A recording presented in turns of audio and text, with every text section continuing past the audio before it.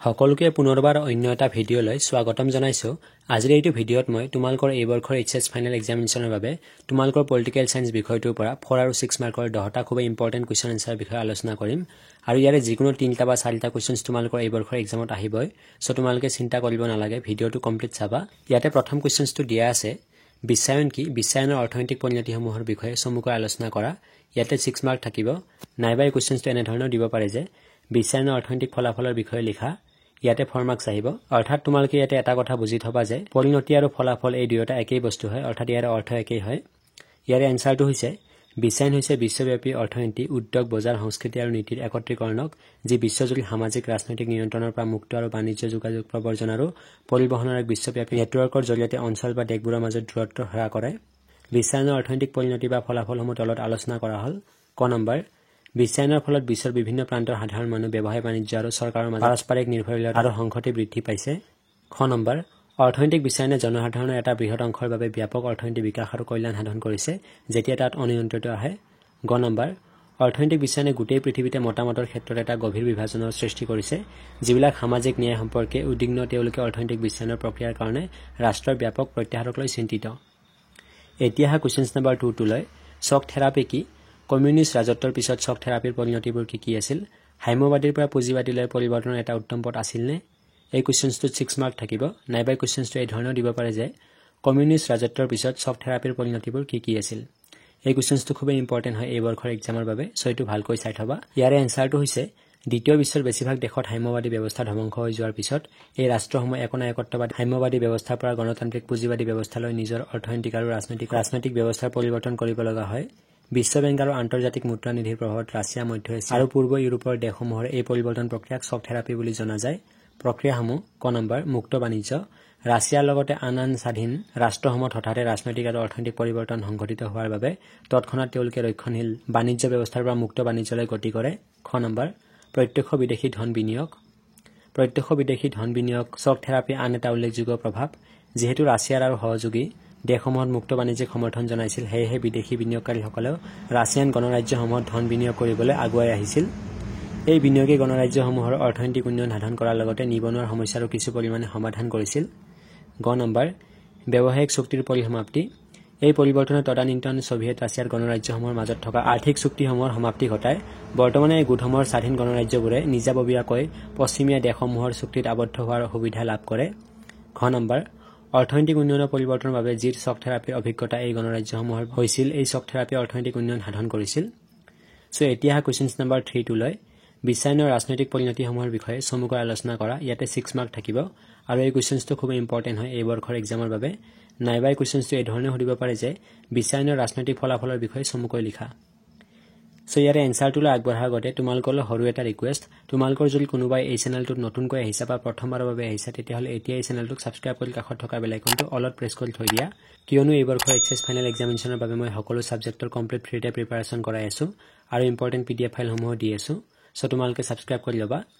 ইয়াৰে এনসাৰটো হৈছে বিশ্বায়নৰ ৰাজনৈতিক ফলাফলৰ বিষয়ে তলত আলোচনা কৰা হ'ল। ক নম্বৰ, বিশ্বায়নৰ প্ৰভাৱত ৰাষ্ট্ৰৰ কাৰ্যাৱলী আৰু সেই ক্ষমতাৰ ক্ষয়ভাৱনাৰ আৰম্ভণি হোৱা চকুত পৰে। সমগ্ৰ বিশ্বতে দেখা দিয়া প্ৰৱণতা অনুসৰি ৰাষ্ট্ৰই ইয়াৰ বৰ্তমানৰ কল্যাণকামী কামৰ পৰিমাণ হ্ৰাস কৰিবলৈ প্ৰচেষ্টা চলাইছে। খ নম্বৰ, ৰাষ্ট্ৰৰ দৃষ্টিভংগীত আৰ্থ-সামাজিক ক্ষেত্ৰৰ বজাৰৰ ভিত্তিকতাই প্ৰাধান্য লাভ কৰিছে। অৰ্থাৎ বৰ্তমানে ৰাষ্ট্ৰই সামাজিক আৰু অৰ্থনৈতিক বিষয় লাভ লোকচানৰ তোলাচনীৰ সহায়ত বিবেচনা কৰিবলৈ লোৱা দেখা যায়। তাৰ মানে জনসাধাৰণৰ কল্যাণৰ বিষয়ত ৰাষ্ট্ৰই আগৰ নিচিনা অগ্ৰাধিকাৰ দি থকা নাই। তাৰপিছত ইয়াতে গ নম্বৰটো দিয়া আছে, বিশ্বায়নৰ এবিধ গুৰুত্বপূৰ্ণ উপাদান হৈ পৰিছে বহুজাতিক কোম্পানীবোৰ। সেইবোৰ একেধাৰে ইয়াৰ উপাদান আৰু ফচলো। তেনেধৰণৰ প্ৰতিষ্ঠানবোৰৰ ৰাষ্ট্ৰৰ কামত পৰোক্ষ আৰু প্ৰত্যক্ষ হস্তক্ষেপ কৰিব পৰা হৈ উঠিছে। সেইবোৰৰ প্ৰৱেশ আৰু অধিকতৰ ভূমিকা গ্ৰহণে চৰকাৰী সিদ্ধান্তৰ ওপৰত প্ৰায়ে প্ৰভাৱ বিস্তাৰ কৰা দেখা যায়। ফলশ্ৰুতিত বহুতো সময়ত ৰাষ্ট্ৰই নিজাববীয়া সিদ্ধান্ত গ্ৰহণত ব্যৰ্থ হোৱা দেখা যায়। সো এতিয়া কুৱেশ্চন নম্বৰ 4 টোলৈ। ছভিয়েট ইউনিয়নৰ খণ্ডিতকৰণৰ পৰিণতিসমূহ আলোচনা কৰা। এই কুৱেশ্চনটো খুব ইম্পৰ্টেন্ট হয়, ইয়াতে 6 মাৰ্ক থাকিব। নাইবা এই কুৱেশ্চনটো এক্সামত তোমালোকক এই ধৰণেও দিব পাৰে যে ছভিয়েট ইউনিয়নৰ খণ্ডিতকৰণৰ ফলাফলসমূহ আলোচনা কৰা। যিহেতু অলৰেডি মই তোমালোকক কৈছোৱে যে ফলাফল আৰু পৰিণতি একেই হয়। ইয়াৰে এনসাৰটো হৈছে ছভিয়েট ইউনিয়নৰ খণ্ডিতকৰণৰ পৰিণতিসমূহ তলত আলোচনা কৰা হ'ল। ক নম্বৰ, ছভিয়েট ইউনিয়নৰ ভাঙোনৰ ফলশ্ৰুতিত বিশ্বত শীতল যুদ্ধৰ অন্ত পৰিছিল। বিশ্বৰ দুই বৃহৎ শক্তি আমেৰিকা যুক্তৰাষ্ট্ৰ আৰু ছভিয়েট ইউনিয়নৰ মাজত থকা সমাজবাদী আৰু পুঁজিবাদীৰ আদৰ্শগত সংঘাত নোহোৱা হ'ল। এই দুই বৃহৎ শক্তিৰ আদৰ্শগত সংঘাতৰ বাবে বিশ্বখন দুটা সামৰিক গোটত পৰিণত হৈছিল, যাৰ বাবে দুয়োটা গোটে অস্ত্ৰ প্ৰতিযোগিতাত নামি পৰিছিল আৰু পাৰমাণৱিক অস্ত্ৰ সংগ্ৰহত ব্যস্ত আছিল। গতিকে সোভিয়েট ইউনিয়নৰ ভাঙোনৰ ফলশ্ৰুতিত অস্ত্ৰ প্ৰতিযোগিতা বন্ধ হ'ল আৰু বিশ্বত নতুন শান্তি স্থাপন হ'ল। খ নম্বৰ, সোভিয়েট ইউনিয়নৰ ভাঙোনৰ পৰিণতি স্বৰূপে বিশ্বত যি ক্ষমতা সম্পৰ্কীয় সম্বন্ধ চলিছিল সেইটো সলনি হৈছিল। বিশ্বৰ দুই বৃহৎ শক্তিৰ মাজত চলা শীতল যুদ্ধৰ অন্তৰ পিছত বিশ্বৰ ক্ষমতাকেন্দ্ৰিক ৰাজনীতি দুই ধৰণৰ হ'ব পাৰে। আমেৰিকা যুক্তৰাষ্ট্ৰ সমগ্ৰ বিশ্বৰ ওপৰত আধিপত্য বিস্তাৰ কৰি এক মেৰু ব্যৱস্থাৰ প্ৰৱৰ্তন কৰিব পাৰে, নাইবা বিভিন্ন ৰাষ্ট্ৰ বা ৰাষ্ট্ৰৰ গোষ্ঠী আন্তৰ্জাতিক ৰাজনীতিত প্ৰভাৱশালী ভূমিকা পালন কৰি বহু মেৰু বা ব্যৱস্থা প্ৰৱৰ্তন কৰিব পাৰে, অৰ্থাৎ এটা শক্তিৰ আধিপত্য নোহোৱা কৰিব পাৰে। গ নম্বৰ, সোভিয়েট ইউনিয়নৰ ভাঙোনৰ পিছত বহুত নতুন নতুন স্বাধীন ৰাষ্ট্ৰৰ সৃষ্টি হৈছে আৰু এই প্ৰত্যেক ৰাষ্ট্ৰৰ নিজস্ব আশা-আকাংক্ষা আছে। বিশেষকৈ বাল্টিক আৰু পূব ইউৰোপৰ ৰাষ্ট্ৰসমূহে ইউৰোপীয় সংঘ, ইউৰোপিয়ান ইউনিয়ন যোগদান কৰি দক্ষিণ আটলাণ্টিক চুক্তি সংগঠনৰ অংশীদাৰ হোৱা পোষকতা কৰিছিল। এতিয়া আহা কুৱেশ্যন নম্বৰ 5 লৈ বিশ্বায়নৰ বৈশিষ্ট্যসমূহ উল্লেখ কৰা। ইয়াতে 4 মাৰ্কছ থাকিব আৰু এই কুৱেশ্যনটো এই বৰ্ষৰ এক্সামত অহাৰ প্ৰায় 99% চান্স আছে, এইটো ভালকৈ চাবা। ইয়াৰ এনচাৰটো হৈছে বিশ্বায়নৰ বৈশিষ্ট্যসমূহ তলত উল্লেখ কৰা হ'ল। নম্বৰ 1, বিশ্বায়ন হৈছে মূলতঃ এক আৰ্থিক প্ৰক্ৰিয়া। বিশ্বায়নৰ লগত আৰ্থিক কথা-বতৰাৰ সম্পৰ্ক আটাইতকৈ বেছি। নম্বৰ 2, বিশ্বায়ন প্ৰক্ৰিয়াটোত বহুজাতিক প্ৰতিষ্ঠান, উদ্যোগপতি আদি জড়িত থাকে। IMF, ৱৰ্ল্ড বেংক, WTO আদিৰ নিয়ন্ত্ৰণ আৰু পৰিচালনাত সংঘটিত হয়। নম্বৰ 3, বিশ্বায়ন অৰ্থনৈতিক উদাৰীকৰণৰ লগত জড়িত। ই মুক্ত আৰু প্ৰতিযোগিতামূলক অৰ্থনীতিৰ পোষকতা কৰে। নম্বৰ 4, বিশ্বায়ন পৰম্পৰাগত সামাজিক ন্যায়। এতিয়া আহা কুৱেশ্যন নম্বৰ 6 লৈ বিশ্ব দৰিদ্ৰতাৰ বিষয়ে চমুকৈ লিখা। ইয়াতেও 4 মাৰ্কছ থাকিব। এই কুৱেশ্যনটোত 4 মাৰ্কছ থাকিব আৰু এইটো প্ৰিভিয়াছ আৰু ৰিপিট হোৱা কুৱেশ্যন হয়। ইয়াৰে এনচাৰটো হৈছে মানৱ জীৱনত দৰিদ্ৰতা আটাইতকৈ বেছি নিৰাপত্তাহীনতাত ভোগায়। অত্যধিক জনসংখ্যা বৃদ্ধিৰ হাৰ আৰু বিশ্বৰ দৰিদ্ৰতাই অপৰম্পৰাগত নিৰাপত্তাৰ ক্ষেত্ৰত ভাবুকিৰ সৃষ্টি কৰে।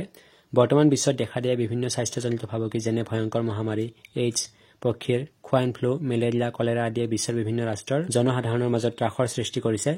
ৰাষ্ট্ৰ এখনত যেতিয়া কৰ্মসংস্থাপনৰ অভাৱ বা আয়ৰ কোনো সুবিধা নাথাকে, তেতিয়া জনসাধাৰণৰ জীৱনলৈ লাগি আহে দৰিদ্ৰতা। এনেদৰে দৰিদ্ৰতাই মানুহক সকলো ফালৰ পৰা নিৰাপত্তাহীনতাত ভোগায়। এতিয়া আহা কুৱেশ্যন নম্বৰ 7 লৈ মানৱ নিৰাপত্তা কি, মানৱ নিৰাপত্তাৰ সংকীৰ্ণ আৰু বহল ধাৰণাৰ বিষয়ে চমুকৈ আলোচনা কৰা। ইয়াতেও 4 মাৰ্কছ থাকিব। এই কুৱেশ্যনটো খুব ইম্পৰ্টেণ্ট হয়। ইয়াৰ এনচাৰটো হৈছে মানৱ নিৰাপত্তা হ'ল জনগণৰ নিৰাপত্তা। এই ৰাষ্ট্ৰৰ সুৰক্ষাতকৈ জনগণৰ সুৰক্ষাক অধিক গুৰুত্ব দিয়ে। মানৱ নিৰাপত্তাৰ প্ৰধান লক্ষ্য হ'ল ব্যক্তিক সুৰক্ষা প্ৰদান কৰা। মানৱ নিৰাপত্তাৰ সংকীৰ্ণ অৰ্থই ব্যক্তিৰ প্ৰতি থকা হিংসাত্মক ভাবুকিৰ দিশটোৰ ওপৰত বেছিকৈ গুৰুত্ব প্ৰদান কৰে। আনহাতে বহল অৰ্থই ব্যাখ্যা আগবঢ়াই দিছে যে ভোগ, ৰোগ, প্ৰাকৃতিক দুৰ্যোগে মানৱ নিৰাপত্তাৰ প্ৰতি বেছি ভাবুকিৰ সৃষ্টি কৰে। যুদ্ধ, সন্ত্ৰাসবাদতকৈ অৰ্থনৈতিক নিৰাপত্তা আৰু মানৱীয় মৰ্যাদাকে সামৰি লৈছে। অন্য ধৰণে ক'বলৈ হ'লে মানৱ নিৰাপত্তাই অভাৱৰ পৰা মুক্ত আৰু ভয়ৰ পৰা মুক্ত হোৱাত গুৰুত্ব প্ৰদান কৰে। এই কুৱেশ্যনটো ভালকৈ চাই থবা। এতিয়া আহা কুৱেশ্যন নম্বৰ 8 লৈ গোলকীকৰণ বুলিলে কি বুজা, গোলকীকৰণৰ পৰিণতিবোৰ কি কি। ইয়াতে 6 মাৰ্ক থাকিব, নাইবা গোলকীকৰণৰ পৰিণতিবোৰ চমুকৈ আলোচনা কৰা। এইখিনিতে তোমালোকক মই এটা কথা জনাই দিওঁ যে গোলকীকৰণ আৰু বিশ্বায়ন দুয়োটা একেই হয়, অৰ্থাৎ এটাই বস্তু হয় দুয়োটা। তোমালোকক এক্সামত গোলকীকৰণ বুলি নিদি বিশ্বায়ন বুলি দিব পাৰে। তোমালোকে এক্সামত কুৱেশ্যনটো চাই ল'বা কি দিয়ে। ইয়াৰে এনচাৰটো হৈছে গোলকীকৰণ সম্পূৰ্ণৰূপে এটা অৰ্থনৈতিক ধাৰণা বুলি গণ্য কৰা দেখা যায়। তৎসত্ত্বেও ইয়াৰ ৰাজনৈতিক, অৰ্থনৈতিক, সামাজিক, সাংস্কৃতিক পৃথিৱীৰ অন্যবোৰ দেশৰ সৈতে সংযুক্ত আৰু সেই দেশসমূহৰ ওপৰত নিৰ্ভৰশীল হৈ পৰিছে। এই গোটেই পৰিস্থিতিটো আৰু প্ৰক্ৰিয়াটো গোলকীকৰণ বোলা হয়। গোলকীকৰণৰ পৰিণতিবোৰ হ'ল ক নম্বৰ, গোলকীকৰণে ৰাজনৈতিক ক্ষেত্ৰত উল্লেখযোগ্য প্ৰভাৱ বিস্তাৰ কৰিছে। এই ধাৰণাই পাৰস্পৰিক সাৰ্বভৌমত্বৰ অৰ্থৰ পৰিৱৰ্তন কৰিছে। খ নম্বৰ, গোলকীকৰণৰ প্ৰসাৰৰ বাবে বহুজাতিক সংস্থাৰ প্ৰৱেশ আৰু ইয়াৰ গুৰুত্ব সকলো দেশত বৃদ্ধি পোৱাৰ বাবে চৰকাৰৰ ক্ষমতা ক্ৰমান্বয়ে হ্ৰাস পাইছে। গ নম্বৰ, গোলকীকৰণে মানুহৰ জীৱনশৈলী, বিচাৰধাৰা, খাদ্যাভ্যাস আদিৰ ক্ষেত্ৰত পৰিৱৰ্তন আনিছে। ঘ নম্বৰ, অৰ্থনৈতিক গোলকীকৰণে পৃথিৱীৰ ৰাজনৈতিক চেহেৰাৰ পৰিৱৰ্তন সাধন কৰিছে। অৰ্থনৈতিক বিশ্বায়নৰ বিভিন্ন আন্তৰ্জাতিক বিত্তীয় সংগঠন যেনে আন্তৰ্জাতিক মুদ্ৰা নিধি, বিশ্ব বেংক আদিৰ লগত ঘনিষ্ঠ সম্পৰ্ক আছে। এতিয়া আহা কুৱেশ্যন নম্বৰ 9 লৈ বিশ্বায়নৰ সপক্ষে দুটা আৰু বিপক্ষে দুটা যুক্তি লিখা। এই কুৱেশ্যনটো খুবেই ইম্পৰ্টেণ্ট হয় আৰু প্ৰিভিয়াছ আৰু ৰিপিট হোৱা কুৱেশ্যন হয়। ইয়াতে 4 মাৰ্কছ থাকিব। ইয়াৰ এনচাৰটো হৈছে বিশ্বায়নৰ সপক্ষে দুটা যুক্তি হ'ল ক নম্বৰ, বিশ্বায়নৰ ফলত অৰ্থনৈতিক পৰস্পৰ নিৰ্ভৰশীলতা দেশসমূহৰ মাজত বৃদ্ধি হৈছে। খ নম্বৰ, দেশসমূহৰ মাজত সংহতি স্থাপনত সহায়ক হৈছে। বিশ্বায়নৰ বিপক্ষে দুটা যুক্তি হ'ল ক নম্বৰ, কৃষিকাৰ্যত বিফলতাৰ বাবে কৃষকৰ আত্মহত্যা আৰু খ নম্বৰ, বাণিজ্যৰ খুচুৰা ব্যৱসায় আন্দোলনৰ পৰা হোৱা অনিষ্টকাৰী ফলাফল। এই কুৱেশ্যনটো ভালকৈ চাই থবা। এতিয়া আজিৰ ভিডিঅ'ৰ একেবাৰে শেষৰটো কুৱেশ্যনলৈ, অৰ্থাৎ কুৱেশ্যন নম্বৰ 10 লৈ গোলকীকৰণৰ কাৰণবোৰ কি কি। ইয়াতে 4 মাৰ্কছ থাকিব, নাইবা বিশ্বায়নৰ কাৰণবোৰ কি কি। যিহেতু অলৰেডি মই তোমালোকক কৈছোঁৱে যে গোলকীকৰণ আৰু বিশ্বায়ন দুয়োটা একেই হয়। এই কুৱেশ্যনটো এই বৰ্ষৰ এক্সামৰ বাবে খুবেই ইম্পৰ্টেণ্ট হয়, এইটো ভালকৈ চাই থবা। ইয়াৰে এনচাৰটো হৈছে বিশ্বায়ন হৈছে বিশ্বব্যাপী অৰ্থনীতি, উদ্যোগ, বজাৰ, সংস্কৃতি আৰু নীতিৰ একত্ৰীকৰণক যি বিশ্বজুৰি সামাজিক, ৰাজনৈতিক নিয়ন্ত্ৰণৰ পৰা মুক্ত আৰু বাণিজ্য, যোগাযোগ, প্ৰব্ৰজন আৰু পৰিবহণৰ এক বিশ্বব্যাপী নেটৱৰ্কৰ জৰিয়তে অঞ্চল বা দেশবোৰৰ মাজত দূৰত্ব হ্ৰাস কৰে। বিশ্বায়ন বা গোলকীকৰণৰ কাৰণবোৰ হ'ল ক নম্বৰ, টেলিগ্ৰাফ, টেলিফোন আৰু মাইক্ৰছফ্টৰ নবীনতম আৱিষ্কাৰ পৃথিৱীৰ বিভিন্ন দেশৰ যাতায়াত আৰু যোগাযোগ ব্যৱস্থাৰ ক্ষেত্ৰত এক বৈপ্লৱিক পৰিৱৰ্তন সাধন কৰে আৰু বিশ্বায়নৰ প্ৰৱাহক ত্বৰান্বিত কৰে। খ নম্বৰ, এখন দেশৰ পৰা আন এখন দেশলৈ পুঁজি, বস্তু বাহিনী আৰু মানুহৰ প্ৰৱাহ ত্বৰান্বিত হোৱা বিশ্বায়নৰ আন এটা কাৰণ। সো আজিৰ এই ভিডিঅ'টোত মই যিমানবিলাক কুৱেশ্যন এনসাৰ আলোচনা কৰিছোঁ এই গোটেইবিলাক কুৱেশ্যন এনসাৰ তোমালোকৰ এই বৰ্ষৰ এক্সামৰ বাবে খুবেই ইম্পৰ্টেণ্ট হয় আৰু ইয়াৰ পৰা তোমালোকৰ এক্সামত নিশ্চয় কমন পৰিব সো তোমালোকে যদি আজিৰ এই ভিডিঅ'টো চাই ভাল পালা তেতিয়াহ'লে তোমালোকৰ বন্ধুবৰ্গলৈ ভিডিঅ'টো শ্বেয়াৰ কৰি দিবা তেতিয়ালৈকে থ্যাংক ইউ সো মাচ জয় অসম বন্দে মাতৰম